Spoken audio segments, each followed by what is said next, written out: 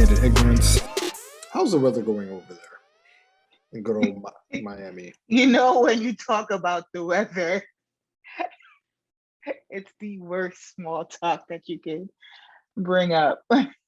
No, I mean, yes, it's the worst small talk. No, I only asked that because, I mean, in New York, it's getting cooler, but ultimately, it's getting darker too, and I don't like it. I mean, I thought you obviously, like to be out at night. according to who? I don't know your behaviors. Where'd you I hear don't know that information? the streets. I feel like you are an unofficial night owl. Yeah. A night owl doesn't mean you're out in the dark. What?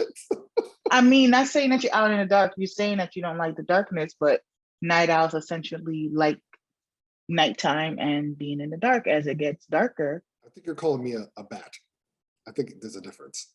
Okay, so the weather is definitely getting a bit cooler, but it has peaks of, high heat index. But I told you it's like when it's winter time, winter months here, it's like the crisp fall, but then it gets really cold. And I know you laughed at me like 1 year or something, maybe even last year. I did when chuckle, yes.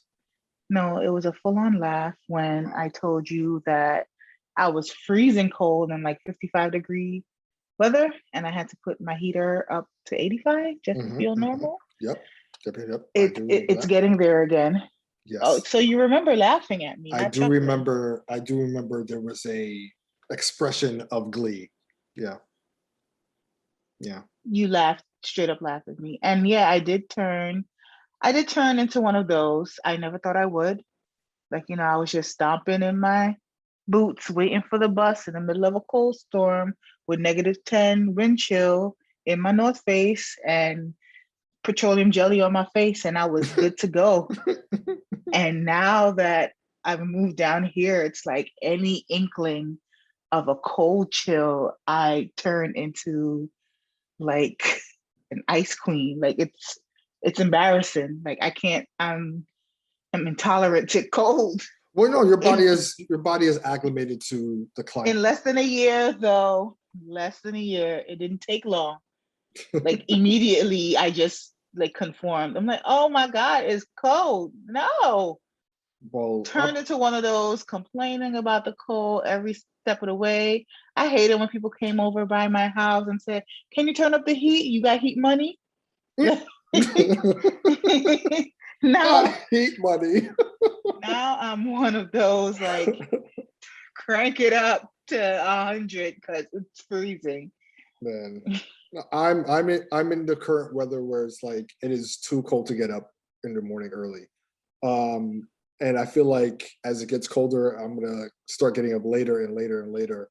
I remember last year I was like I would have a work meeting and I would get up at the last possible minute because I was just so comfortable in my comforter. And yeah, I feel like that time is slowly starting to creep up again. So yeah, it's gonna get real dangerous out here.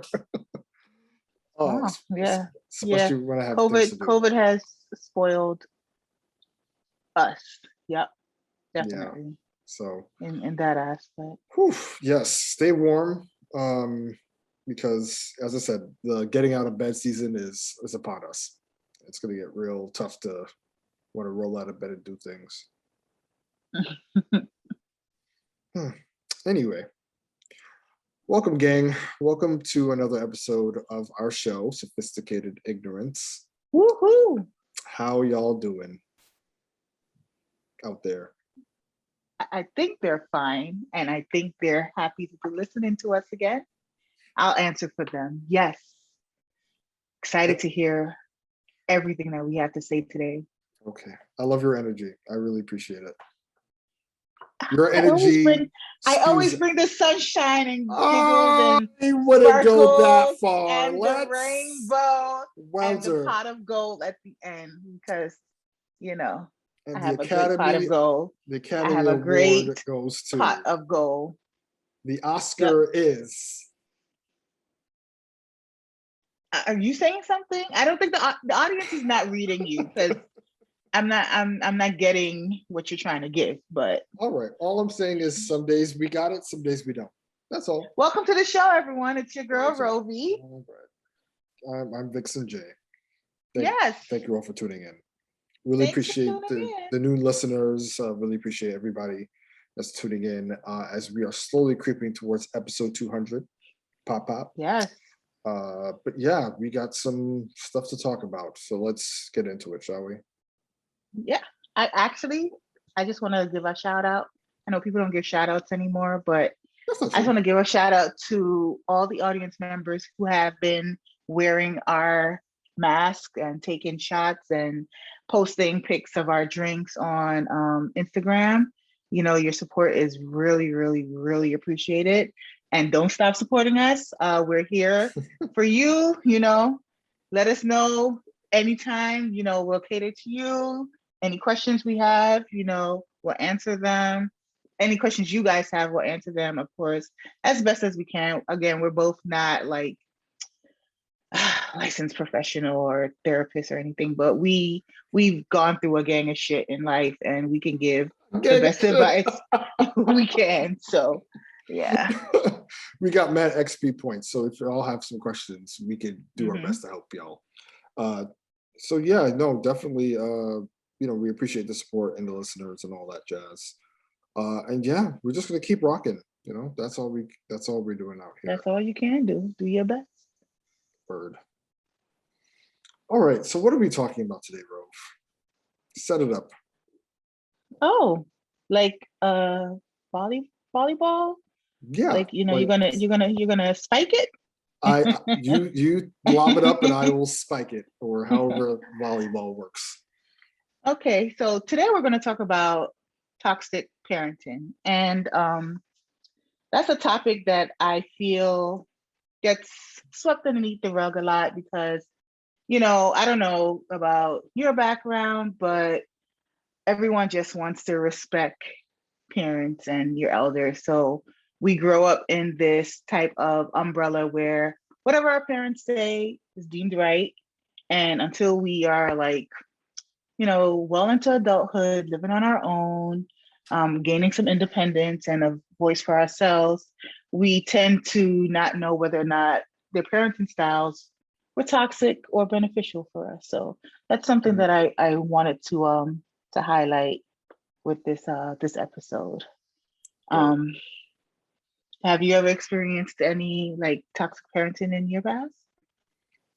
I mean, you know, it's very hard to say, and I'll say, I know that there are parents out there who certainly do not raise their kids the best. You know, we've probably seen the parents out in the street, you know, probably screaming at their kids, you know, being really aggressive with them, and you know, thankfully, I was raised in a household where I don't think I've experienced any toxic parenting. I feel like for the most part, you know, our parents did the best with what they had. You know what I mean? And Same. I feel like they raised us based on the standards that their parents raised them. And all they had to work with was kind of translating the stuff that they knew from their parents onto us. Now, certain things were certainly detrimental, you know, in the sense of how they raised us, because generationally things do transfer. So, I mean, I wouldn't say that my parents had their moments for sure. But I think overall they were just doing the best they can. Now, as I was saying earlier, there certainly are parents who do, like, they don't get it right, and you know, they want to hide under the veil of, oh well, that's my kids, you know, I should be able to raise my kids however I want. But it's just like, there are certain things that are, as I said, very detrimental to a child's development, and yeah, hopefully we talk more about those right now. But yeah. I just want to put a disclaimer out as well too. Neither Vixen and I are actual parents. I have a few godchildren, but we're not actual parents, and we don't have like the full capacity to say what is right for a child because we're not in that realm where we're raising a child, but we are products of, you know, household upbringing, of, you know, parental guidelines, and, you know, we can speak about experiences that necessarily doesn't, resonate with us, but, through social circles that we have and friendships that we have and examples that we've seen. So go ahead. Yeah. No, I was Yes, going to say yes. we have a lot of parents listening. So, I mean, if these Yeah, are that's certain what things, yeah, one thing I wanted to bring up, because I know I have a lot of friends who are parents, a lot of new parents, older parents, parents with all different stages of children. So it's one topic that I've noticed that we don't really talk about, but we talk about kind of, but not really hit it on the nail. So yeah. right. Yeah. And, as I said, there's different generations of parents that raise their kids differently. Of course, there's certain similarities, but I think especially now in this generation, we raise, I think there's people who raise their kids um, in a lot of extreme ways, depending Hmm. on, how they kind of see everyone else around them kind of operating with their kids. And there's some certain traits that are, once again, kind of damaging, and there's other traits that are really good. So, I mean, we're going to focus on like the not so good stuff, Yeah, we might focus on the toxic side of parenting. And also, we again, I'm not trying to dismiss anyone who may actually have like any psychological trauma, or any parents who might be undiagnosed with like maybe some kind of psychiatric problems, because that could also mask what toxic parenting really is. This is solely just based on parents feeling as though that they can say whatever they want to their children in that right? element. Correct. Um, just wanted to have that disclaimer out there. So there was an article that I saw online. It's from Hugga Tea, and it's a parenting article that explains 7 unintentional toxic behaviors that parents exhibit. And I thought this was kind of interesting because a lot of people would think that their parenting styles aren't toxic, but they're unintentionally being toxic to their children. Hmm. And that goes along with how the child develops in their adulthood, and carries the cycles on until they have a child themselves. So I wanted to read a couple of the listing points of what is in the actual article. The first topic that they pointed at was, don't burden your children with your problems.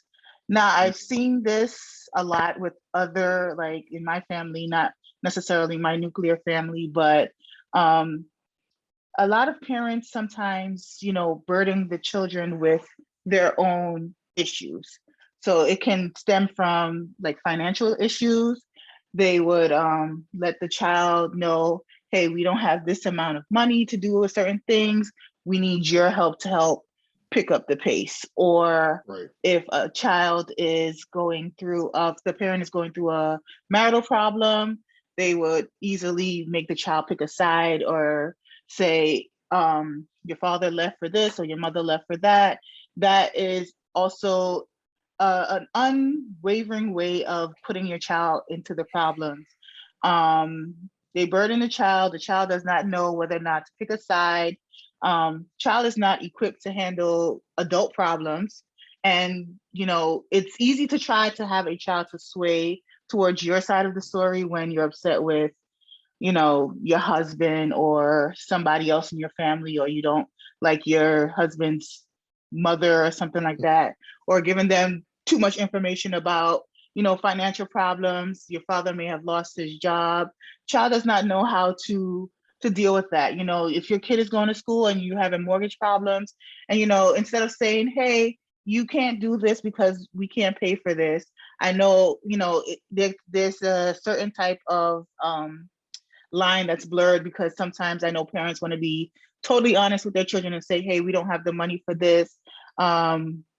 You're going to have to stop doing this, versus the parent trying to protect the child and say, hey, we're okay, we're fine.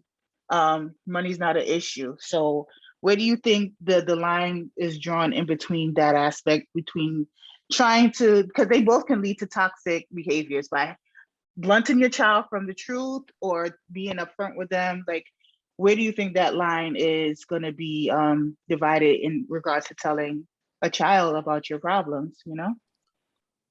So I mean, you have to.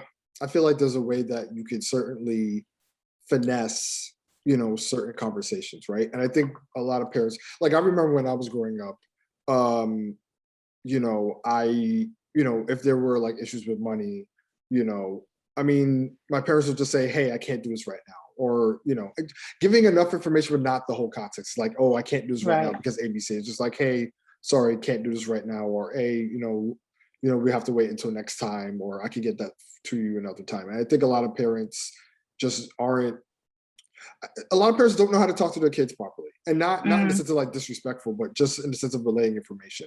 Right. I do believe that it is a parent's responsibility to be as transparent as possible to their kid. And I know that, as we've grown up, we've lived in households where it's like, hey, this is grown folks' business, none of your problem. This is not your issue. And we would be shielded from the truth. Right. And I feel like that, right.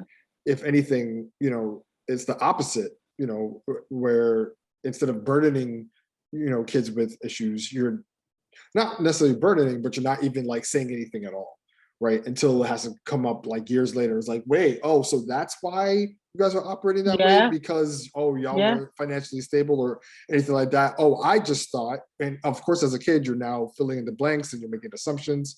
So I feel like, if you are that type of parent that wants to be transparent with their child, I think there's a certain way to have that conversation without having to give the breakdown of, okay, mommy can't get this right now because, mommy's a little broke this week. Sorry. And because that But some parents are that transparent. Like they blur that line between friend and parent, and right. that's another. But see, to your point and to the point in the article where it's like, all right, if you are that transparent, now the kid kind of feels it's like the Mm-hmm. classic case of like, all right, parents divorce and now the kid feels like it's their fault, right? In this Mm-hmm. case, it's like, oh, I feel like if you're too transparent in certain situations, the kid's gonna burden that on themselves. They're gonna feel like, oh, okay, I need to help mommy, I need to, or help whatever, and then they're gonna feel like they have to like step up or do better or be better, and they're going to take on that guilt. And I feel like that's the unfortunate side effect of being too transparent with your kids. Now, of course, if depending on the type of conversation, you should certainly sit your kid down and have it fully. But there are times where, especially where parents are frustrated and upset, they tend to relay this information in a very harsh way. And kids, especially if it's like a parent complaining to their kid about another parent, like under their breath or whatever, kids may take that the wrong way. And now, as I said, they're taking those burdens on themselves. So it's really all about how you communicate with your kids and being able to be prepared for that type of conversation. Because kids aren't dumb.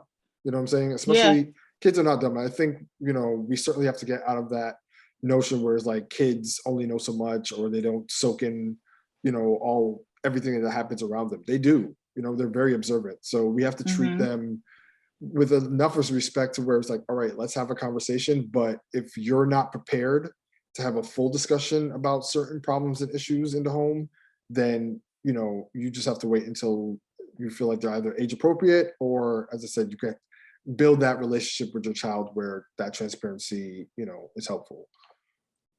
Yeah, I agree. I agree. You just have to, and then your child. You know Yeah. how your child would react to what you're saying. You know how their buffer. Some kids are, more mature for their age. Some are a little bit immature for their age. Some know how to process issues well, and some can actively, creatively think and be able to have a mature response as well too. But you know your kid best. You know how to Mhm. handle your kid the best way. Just try not to burden them, like the article says, unintentionally. It's not full intent.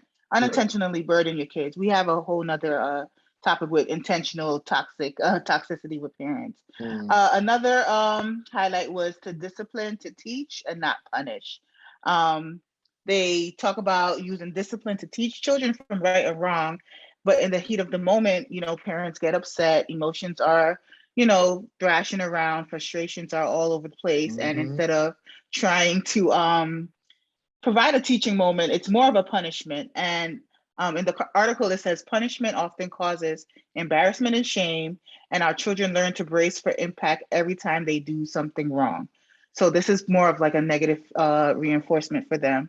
You can see it in their faces when they know they've done something wrong and they're scared of consequences.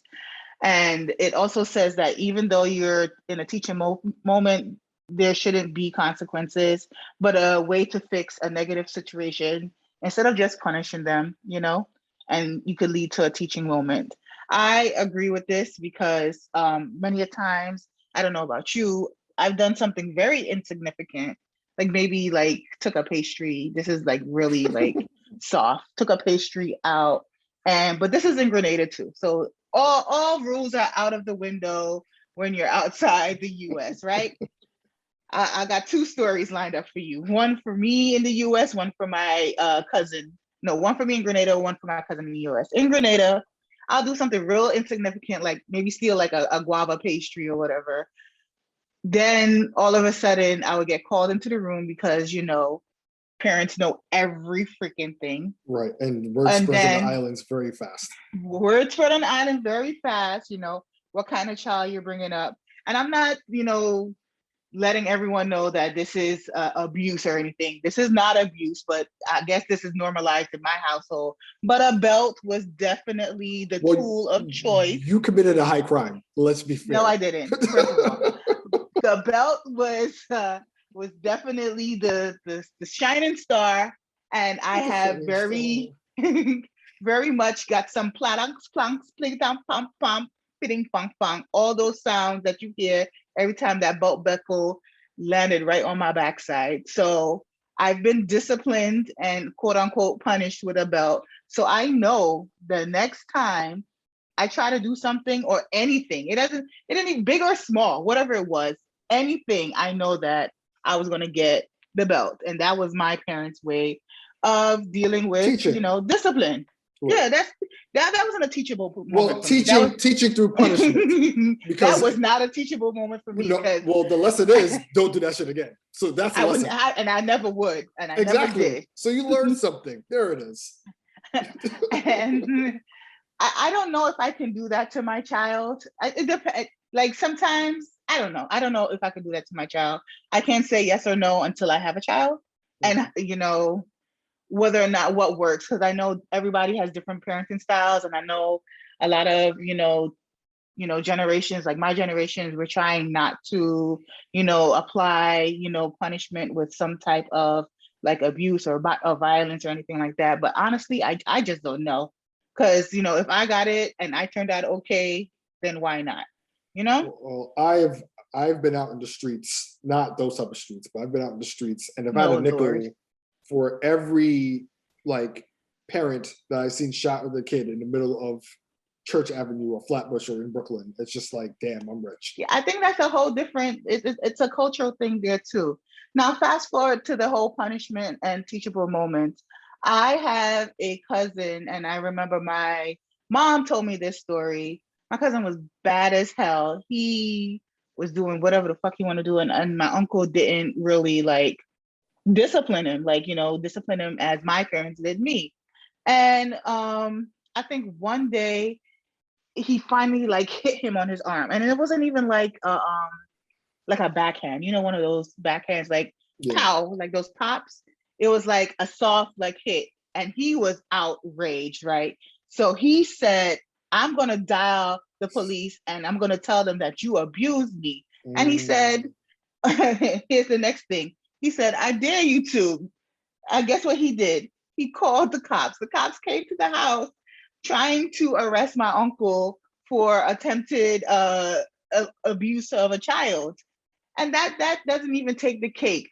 One day they were driving somewhere, and my man, I don't know if he was like, what's the guy, Chucky, whatever. He's driving the car down Linden Boulevard by Brookdale. And he's like, I want to go to the hospital. My man opened the car door up. Another car took the car door away. And my uncle just looked back at him and did nothing. So in that like frame of mind, I think that, punishment is warranted there. There's no teachable moment there. There's like, sometimes you just have to, do what you gotta do. I'm pretty sure our parents I'm pretty sure the moment our parents discovered the fact that, abuse and discipline is all a fine blurred line, they were just annoyed because it's like, Yeah, look, I've been yeah, beating my kids for however long. Now y'all want to talk about abuse? Like, what is the yeah. problem? But no, e- some parents certainly take it to an extreme. They do. Where, it's just They like, do. all right, it goes from punishment to now, I'm trying to put this It's kid. like control of power. Yeah. Correct. And as I said, I do believe that discipline is important, but some people take it way too far. And you can definitely tell the difference between disciplining and now you just trying to take out your frustrations. So yeah, Yeah, yeah. it's definitely a fine line. But we just as parents, I feel like you just have to be mindful of how you balance that line between trying to teach your kids something and then just punish them for punishment's sake, because a lot of people get real comfortable just every little thing that you do is about No, between please, you. Like, please no, please no, please no. I'm serious. Like, Oh Lord. and I just feel like that's when kids get tight, because it's like, I can't breathe without my parent like barking at me, and That's true. that's just not fun. So That's true. yeah. Yeah. Okay, so now it's the side of darker things. These are actual signs of intentional toxic parenting. So Mm, those previously were unintentional. Parents aren't aware that they are displaying toxic parenting behavior, but this next list is definitely overt toxic parenting. oh boy. So one sign of toxic parenting Now, is while you guys are listening, you got to put your hands what? up like in TikTok and say, "Put a finger down." Put You finger know what I mean? down. Oh Lord. Oh Lord. Okay, so if you don't turn out how they expected you to be, they will tell you how disappointed they are in you. Mm. Thankfully, I've never had this. I know my dad, especially, like he used to preach to me and my other siblings about getting into the medical field and doing Oh, something like isn't that toxic? either the medical field. Oh, well, not necessarily. No, I think what it is, and I think we talked about this before, where it's like our parents always try to project the things that they've They came up with. wanted to do. Yep. Exactly. Either they wanted to do or they just feel like would lead to stability and all these things for us, but they just never really understood that we had our own like dreams or our own Mm-hmm. aspirations. So I think in that regard, it's like, okay, that's not too bad. But I think others, especially as you're saying, if you don't turn out the way that they want, then some parents don't accept that, and now that's where it gets toxic, right? Yep. Because at least with my dad, it's like, all right, I didn't end up in the medical field or the Department of Ed or whatever, but with what I did decide to do, he was still proud of me. Other parents, not so much. They don't give their kids that much grace. Nope. Yep. So My parents, I don't know if I interned, they had no expectations of me, but I had great expectations for myself. So I can't say that my parents were pushing me. I gave them the idea of what I wanted to do.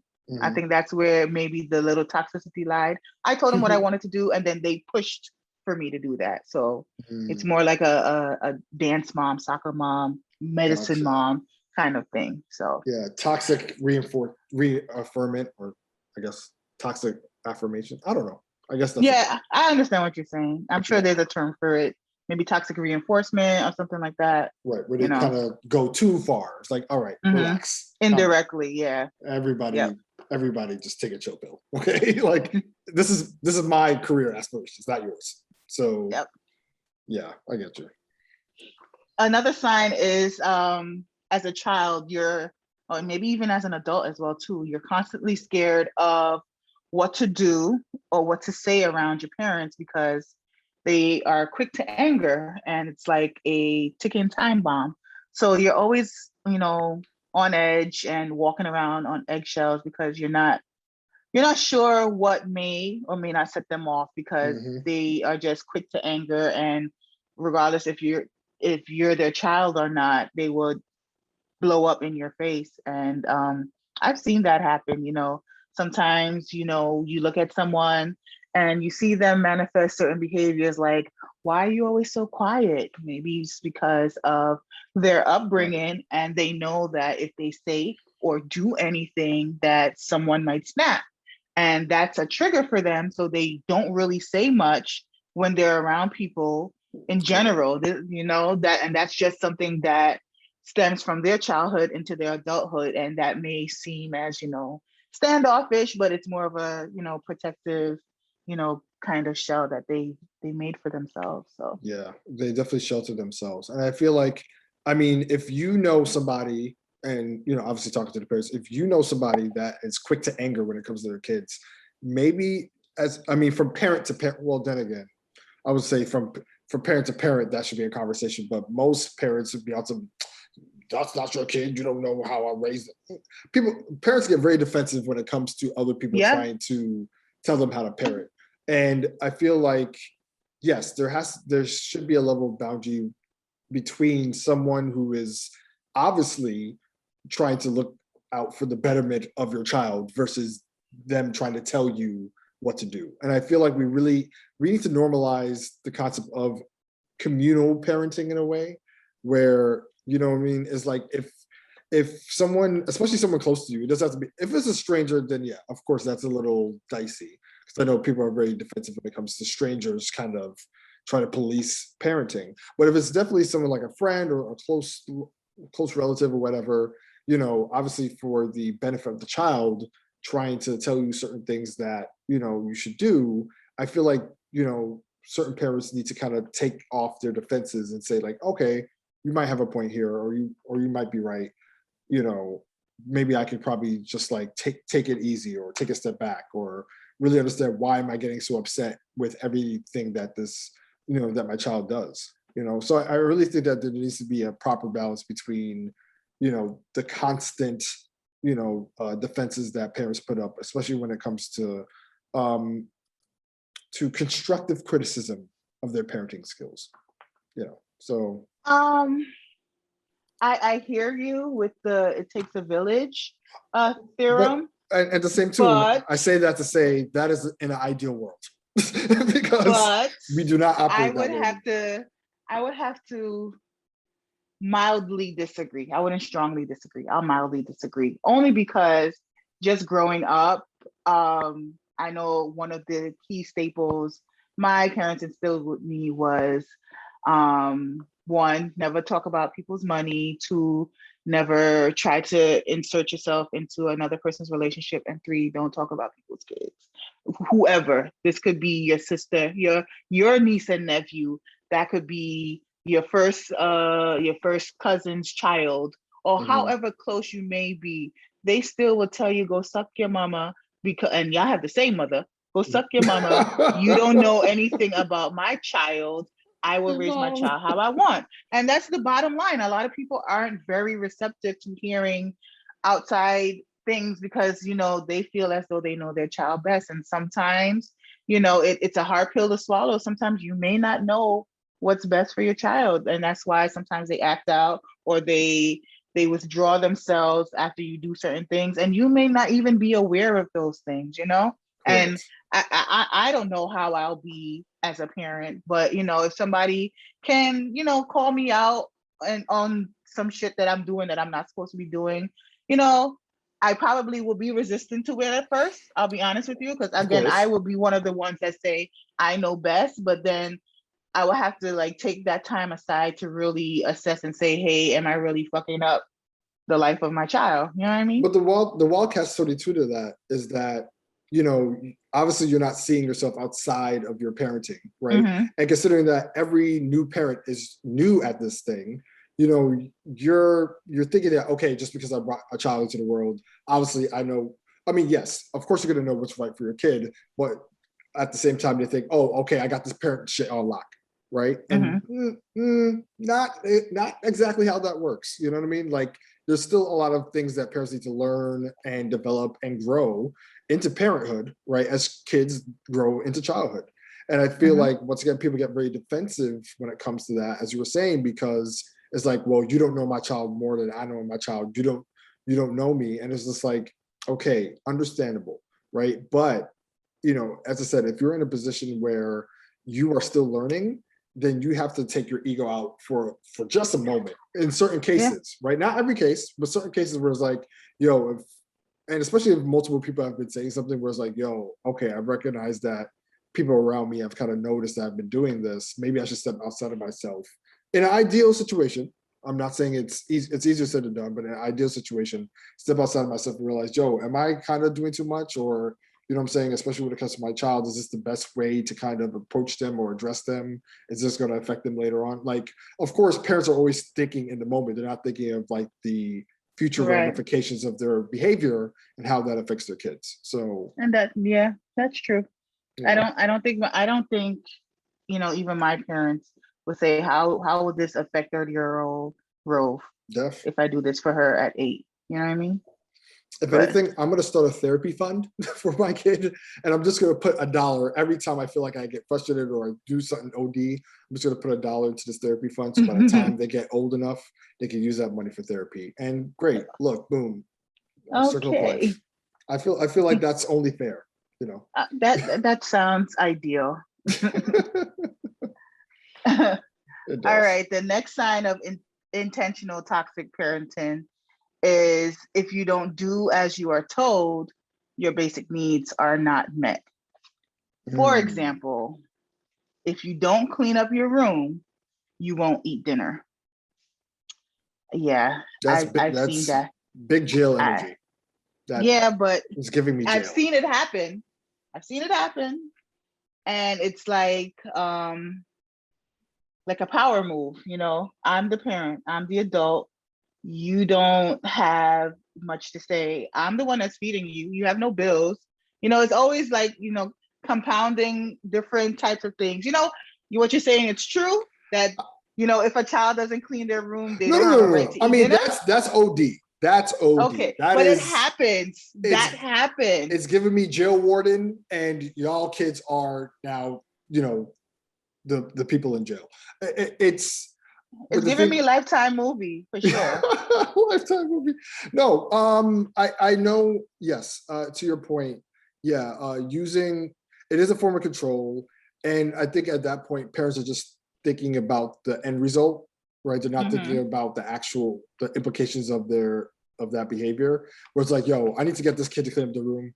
All right, fine, clean up or else no dinner. So obviously, this kid needs to eat. They're going to be hungry, so they're going to clean up the room, and then that job is done and whatever. So they're really just thinking about the end result, and they're not thinking about the implication of how that's going to affect them. Because look, you keep doing stuff like that where it's like, all right, you're trying to incentivize your child to do certain things in order, and they're thinking, is it a reward? But it's not a reward system here. It's not like, okay, if you do your homework, then you get ice cream. It's more like, hey, if you do not pick up every single toy off this floor, I'm sorry, no TV, no nothing, no, you know what I mean? And I think when that type of behavior comes where you're now kind of creating ultimatums for your child, eventually, it can work in two ways. It's either they just get very disciplined and they get very structured, and now that's just kind of how they operate, or they get mad rebellious. And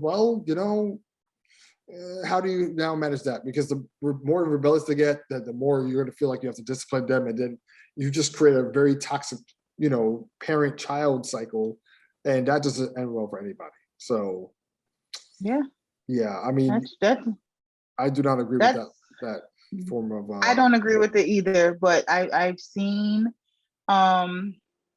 this happen before, and it's very detrimental to a child's psychosocial, attitudes as they progress throughout their childhood, well into adulthood. And I don't think, like, you said before, parents don't think about the ramifications in the moment at that present time. Right. Like, little Timmy would hold on to that and, regard, like, if, moving forward in his adult life, if somebody doesn't do this for them, then they can't get this. And that's how they're going to put the equation in. And they'll definitely simplify that into whatever relationship they have in the future, whether it's romantic, friendship, relationships on the job. It'll equate to, if you don't do this, then you won't get this. And that's where, we have a lot of, misaligned adults that we work with or get in relationships with or try to build friendships with. And then we wonder why certain people act the way. And it's because of how they were treated and what they know. And, Correct. it sucks. And it bleeds into relationships too. So, yeah. Yep. Agreed. I got a couple more for you. This is a big one. The signs of intentional toxic parenting, invalidating your feelings. For example, if you're too sad, they call you dramatic. And also, another example, you're not allowed to cry based on your gender. That's a big one. I mean, that's been a toxic trait for the dawn of time. But it's intentional because they know what they're saying to you in that aspect. And I recently saw something like this happen, an example of this, of them, of like toxic parents invalidating a child's feelings. So the child is very excited to see their parent after school. They're in the carpool lane, they're picking up their child, child's ready to come home. Child super excited. Hey dad, how are you? How are you? And then slams the door, just in excitement, pure, innocent, kids being kids. The dad goes and complains, hey, why are you slamming my door? You just got in. What is your problem? Why are you so excited? Then the child go ahead and apologize. And as the child is trying to apologize, sorry for slamming the door, dad. Dad goes and say, why are you apologizing? Don't apologize if you don't mean it. Big toxicity. You're saying that you've noticed this or you witnessed this? Yes. You know a lot of toxic parents. That seems to be the case. No. The list is not what I've seen. This is the example of the invalidating your feelings. Stop it. Oh, okay. This is not real life scenarios. This is not based on true stories. This example is based on a true story of invalidating the child's feelings. But this is not someone that you know that did this. This is someone that I know of. Circles of. I don't know why are you trying to point fingers right now? It's circles of separation. I'm trying to tell a story of how intentional toxic parenting invalidates a child's feelings. And I'm not pointing any fingers to anyone. Or saying any names. So again, back to the story. The child is trying to apologize for slamming the door, and the dad is saying, don't apologize if you don't mean it. Right. The kid goes on to say that they do mean it, and they're very sorry for slamming the door. And the the dad doesn't even go any further to let the kid, speak and say, I mean it. I apologize. I'm sorry, dad. Parent goes on and said, oh, these kids these days, how they like to start. These kids these days, they have no respect. All they want to do is talk back and just argue with you. And at that point, the child then shuts down, stays quiet because, I do the same thing because I can't win something. After the no respect, always talking back or whatever. So the child stays quiet. And then within, I want to say, minute scales of a second, I don't know, nanoseconds or something like that, the dad goes and asks, how was your day at school, son? Like nothing happened, right? Oh, this Absolutely guy is a sociopath. He's a sociopath. This guy's a sociopath. I cannot. I would be dead quiet just on some fine. Right. So the child is quiet. The son is quiet. And then, of course, what the next question is. Why are you so quiet? You don't see that I'm asking you a question? How can you be so rude? Now, at the end of this engagement, the son was so happy to see his dad, pick him up from school, excited to get in the car. Something so small blew up into this big thing. And now the child is left confused and scarred and really don't know what to say, or even if they should speak or not. If they speak, are they going to get yelled at or hit? Should they not speak? Are they still going to get yelled at or hit? So, Mhm. you know, they, that's just an example of them just invalidating the child's feelings. Child was so happy, just so excited just to see dad. Yeah. And it just turned into, and that's just like one example that I've seen that, some parents do and they don't even know it, something as small as that, an Well, interaction like that. yeah, I mean, certain parents, they once again they take out their frustrations and stuff on their kids, and it's kind of like they want to formulate their kids in a certain way to where they behave exactly the way they want. Like most, and this gets into a bigger topic. Most parents want their children to operate as accessories. They just want their kids to look good on their shoulder or look good in their arms, but talk, touch, move, operate, behave, Really? respond, react. No, on some real shit. There's some parents out here that are having kids as a form of accessories, and they're not ready for Really? they're not ready for parenthood, which is anything the most toxic trait when it comes to parenting, where it's like, yo, people are just having kids for the wrong reasons. They're not having kids because they're Mm. ready to be responsible for a child or anything like that. They just want to have kids because it's trendy. All their friends have kids, so I gotta have a friend too. They have it with some person that they don't even like, just for the sake of, and then it's like, oh, I can do this shit by myself, whatever, fuck this nigga.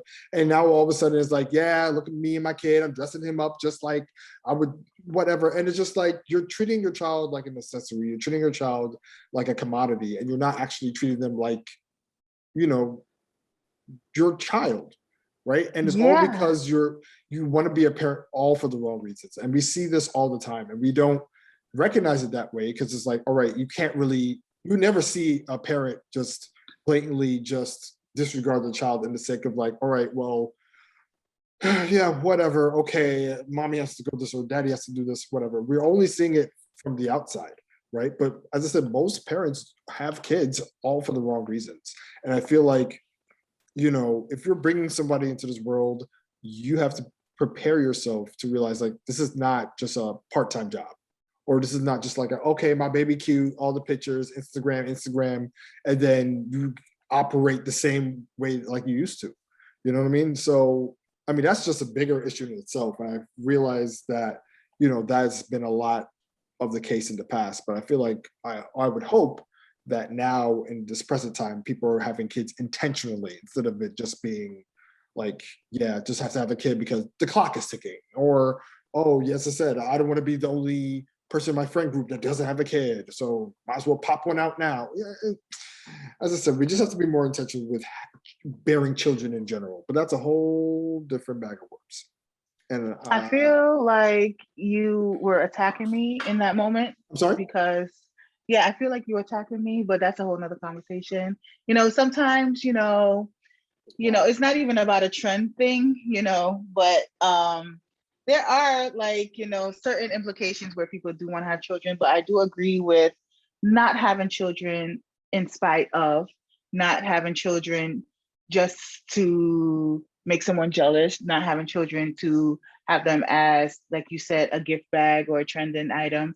You should really want to have children because you yourself want Right. children, not But because it's the cool thing to do. correct. And if anything, as I said, that's probably the umbrella of it, because with all of these intentional toxic traits that we're seeing, right? It's all because, oh, I feel there's a part of parenting that certain people aren't prepared for, or they don't really set their expectations for. So now when the child's reacting away or responding away, then it's like, yo, I didn't realize kids are like this. You know what I mean? Mm-hmm. And that's the thing that parents certainly have to work on. As I said, parenthood is something that you need to grow into. It's not just like, all right, you slap the title of parent and now you're magically bestowed with all of the traits of a good parent. You know what I mean? Like you have to learn to be a parent just as this child is learning how to be a child and growing up. So it's a dual relationship that needs to be treated like with care. You know what I mean? Mm-hmm. Yep. I agree. So I agree. yeah, just have to get that off because I that's get it. it. I get it. We All we right. ain't we ain't Cardi out here. You know what I mean?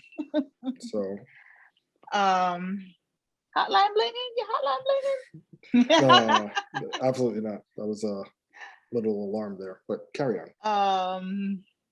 All right. Two more.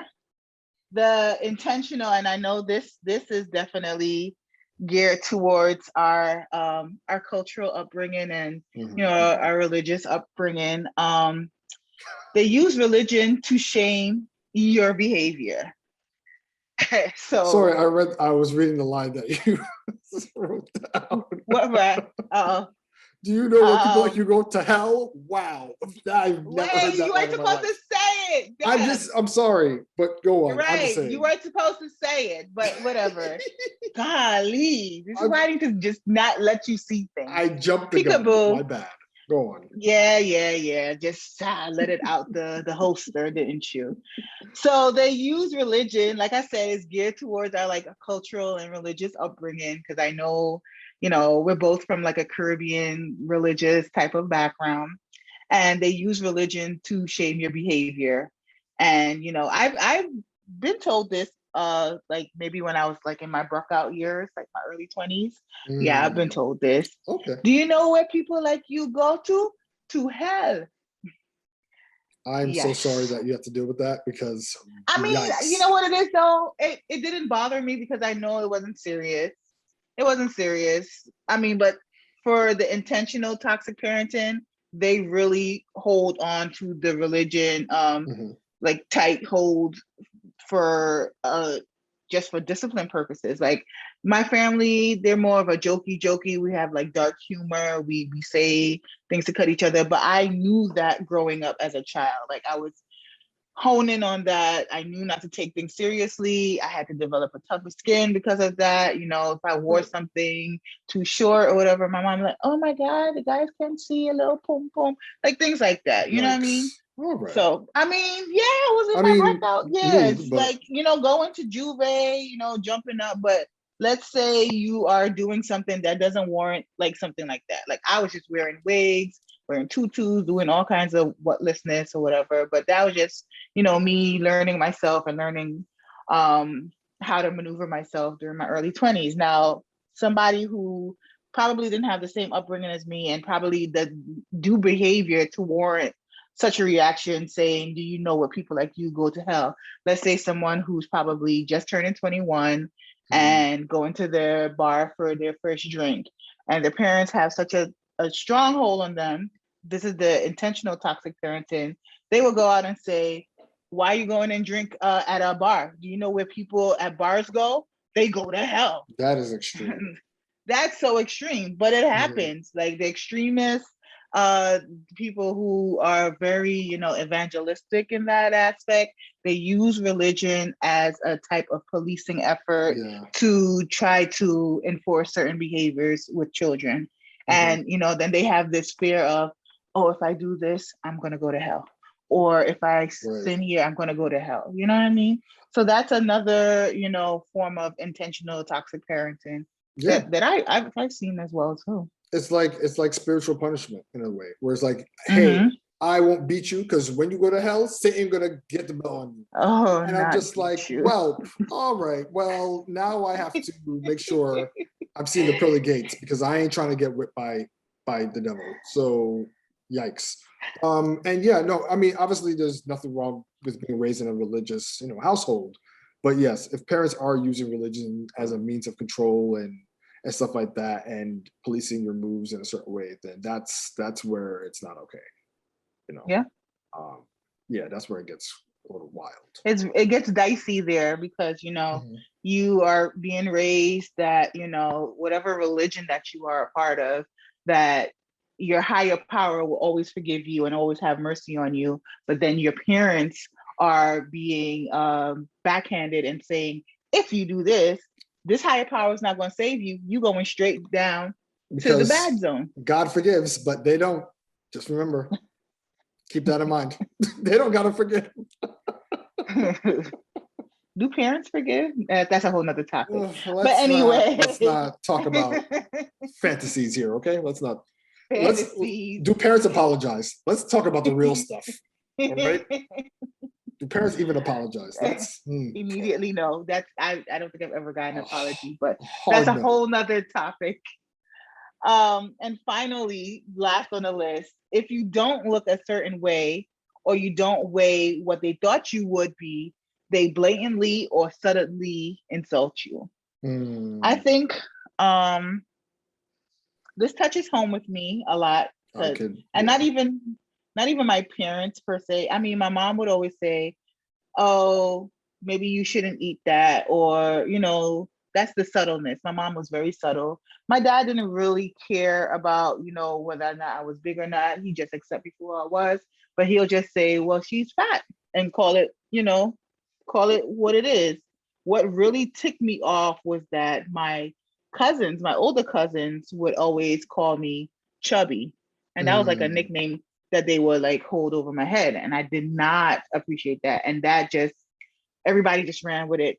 Chubby, oh, chubby, chubby, chubby. mm. And then like I had an Audi at the time.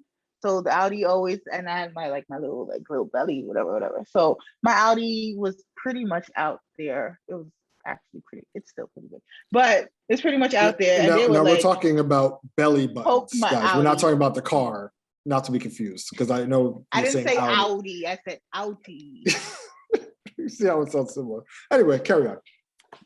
I'm just So being yeah, they childish. were physically, yeah, you are a child. They were Oh, but physically poke me in my stomach, and it made me feel inferior. Like, damn, I didn't feel like I was that big. Like, I knew that I'm a big girl. My mother is a shapely woman. I'm sure I was gonna grow up to be a shapely woman, but when I was a child, it was like, oh, chubby, this, that, and the third.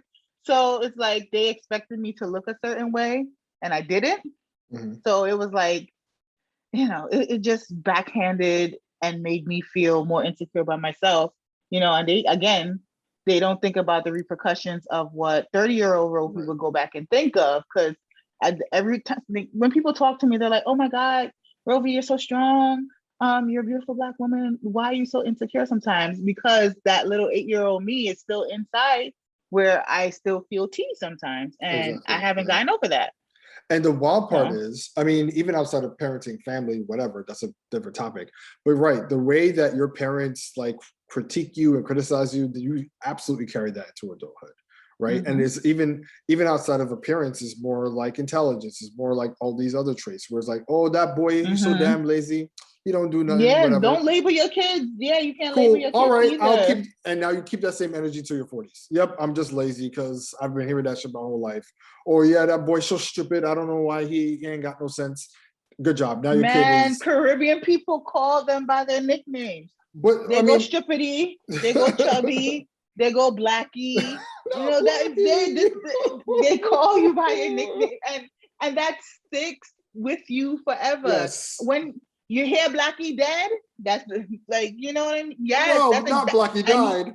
and you know that because who else they're gonna refer to? You know who Right. Blackie is, right? Yeah, they definitely And he's use your attributes as for a life, nickname.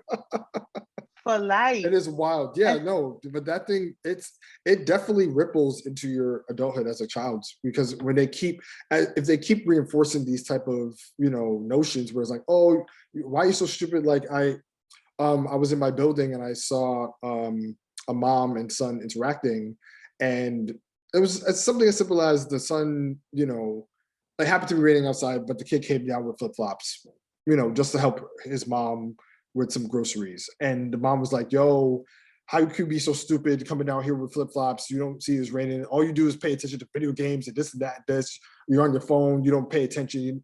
You're being so dumb. And it's just like, yo, sis, like, it's not like he came outside with no clothes on and said, hey, let me help you in the rain. Like, he just came on with some flip flops. It's not that big of I mean, to me, mm, it wasn't that big of a deal, but it's just like, once again, these things might seem subtle, but they kind of build up over time to where now your kid is formulating a narrative of like, yo, my mom calls me dumb. Damn, I must be stupid. You know what I mean? yeah, Or, my mom stayed talking about my weight. Damn, like, yeah, I must be fat. And as I said, the way that we see ourselves and shape our personalities and just the narratives of who we are, it comes from home. It starts from home. And our parents play a huge role in how we see ourselves. So, those parents that feel like, oh, they're just like poking fun or they're just trying to point certain things out, like keep in mind, your kid is going to hold on to those things. Once For again, we real. talked about earlier, they suck, kids suck things up like a sponge, and they're going to carry that with them to adulthood if, depending on how much is reinforced. So you just have to be mindful of how you address your kids in those regards, especially with those type of, observations or insults, Yeah, you think it might be a joke, saying, come here, fatty, or Mm-hmm. you're not supposed to be doing. When your kid is alone, that's what they think of, your Correct. voice, and hearing that their mom thinks that they're like fat, and it carries on throughout, like I always say, throughout their adulthood. You don't think about what is 5-year-old Timmy going to be like when he's 30, and thinking about the time that his mother called him fat, and the first time he Mm-hmm. gets into a real life relationship and his girlfriend may mention, hey, that shirt seems a little tight on you, something very innocent that might just trigger him into something and spiral him into some kind of like argument. Oh, you calling me fat? Like, Right. Or even before that, like you calling your kid fat all the time or chubby, whatever, may lead them to potential eating disorders, because now they feel like, oh, mm-hmm. I shouldn't be eating a lot because, my mom used to say, or my pops used to say, like I was too chubby. Like, I mean, as I said, all these things have ripples. So just be mindful of how you're addressing your kids in certain ways, because once again, they could take that and that could lead to a lot of like insecurities down the road. Yeah, for real. Yeah, Yeah. son. Stop being bullies to your kids, son. Damn. Yeah. I think, some key takeaways that, we need to focus on is, try not to label your children, not to compare them. Realize that, you can discipline without punishing them with shame or, some kind of self-doubt, but more so just trying to remain calm, being aware in that present moment, like be aware of what your parenting is. Um, and try to boost your child's self-esteem, because it's so easy to just slip in and just yell at your child, but just Mm-hmm. reinforcing that they are okay and you're okay, and y'all gonna grow together and just have a healthy bonding relationship is key towards parenting. Right. Not everything is going to be perfect, but you guys are just going on the up and up every day. Yeah. And this is whether you're a single parent or you're in a two-parent household, or you have like other people supporting you in that, like all these things still apply. So just be mindful of how, it's not to say, you can't talk to your kids or you can't discipline them. We're not saying that, right? Mm, Just be mindful of how you're doing it, right? And how things that you say and the things that you do affects your kid, and how they may potentially affect them in the long run. Because once again, yep. you get frustrated and you want to take it out on your kid, or you get frustrated with what they did, or you want to discipline them in the moment, because it's kind of like, all right, I just need to stop my kid from doing this. But as it becomes a pattern, that shit's going to stick. And Yep. once again, and Yeah. this is where I say, if somebody on the outside is noticing these things, they should talk to them. But parents are mad stubborn, son, and they feel like they know everything. So it's like, all right, you got it. That's your kid. I can't say shit. Yeah. But even if you don't know everything, I would say just break the cycle of toxicity. Yeah, it starts with us. Thankfully, we're in a generation where we could, break these generational curses, and we could be better than our parents before. And if not, then your kid's gonna put you in a nursing home. Good job. And believe me, I've been in there, and they're not fun. So don't become a nursing home parent. Don't do that to yourself. Set yourself up for success by setting your kids up for success. And then who knows? You Yes. might get the guest room in the back of the house when they grow up. So there it goes. Just make sure your child has safety, inner peace, stability, and security with you. Right. That's it. That's all. And once again, we are not parents. So disclaimer one more time: we're not parents, but toxic is toxic regardless of your parental status. So Yeah, that's it. okay, you gave a look as if I stepped on some toes or some shit. It's like, oh, this is all wrong. No, no, no. You didn't say anything wrong. All right. there's that. Well, I hope the parents listening out there could share this episode with someone that you know who might be a little on the talk side. You know what I mean? Probably just this could be a nice little hint where it's like, hey, you should listen to this episode about toxic parenting and see if some things relate. You know what I mean? That would be a huge help. You like choosing violence. You're not breaking the cycle. I'm not choosing the violence. The parents are choosing the violence. You like violence. I see that. I'm not choosing the violence. The parents are choosing the violence, and that's why we're trying to help out by stopping it. That's all. Mm-hmm. Right. So parents, don't choose violence. Choose peace, especially when it comes to your kids. Yes. All right. That's that. What's your takeaways? Are you going to be a great parent one day? You know what? Not give me a good alto. Thankfully, don't do that. That's not nice. Thankfully, I understand the way that my parents raised me, and I'm interested to see how my parenting, skills are gonna play out. I'm usually very, I wouldn't say passive, but I'm usually I try to do my best to be understanding. So I would want to be. Are you passive? In some cases I can be, but I do want to make sure that I'm being understanding to my kid, not on my kid's my best friend, but more like, if they do say something or if they do express themselves, I want to make sure that I'm listening properly, because sometimes kids may try to express themselves and then as parents, we shut them down or shut them off because it's like, what do they know? But kids are, as I said, more observant than we take them for. So I just want to be my kid's best supporter, right? While also being their, provider. So just trying to find that balance. Sounds good. I'm rooting for you. Rooting for you too. For the same thing when it comes to parenthood. Oh, yeah. If I will become a parent is the question. Entirely up to you. Okay.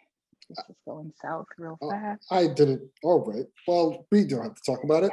The point is, we're not gonna do that. Yeah.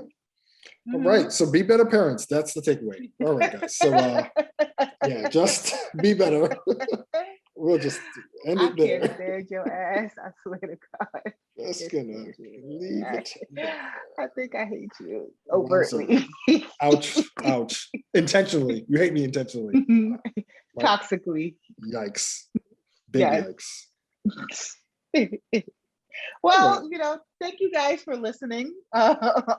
You can listen to us on all listening platforms, Apple, Spotify, iHeartRadio. Anything else that I'm missing? SoundCloud.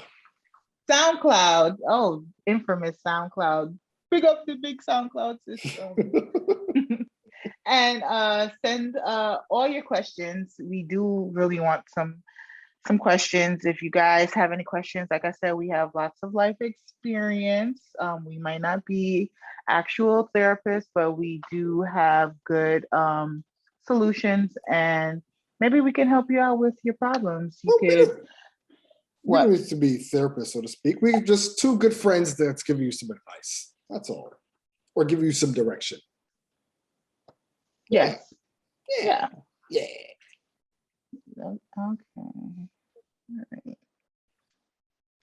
All right. Well, that's all I got. Well, the email, send your questions to sophigpodcast@gmail.com. You fucked up my groove, so. All right. Not a word. You got it. What? Carry us home. You fucked up my groove. The groove is fucked up now. All right. You again, you just take it out the holster. Bang, bang. Bang, bang. I don't know what that That's means. your new name. Your name is Bang Bang. You just pulling it out so fast.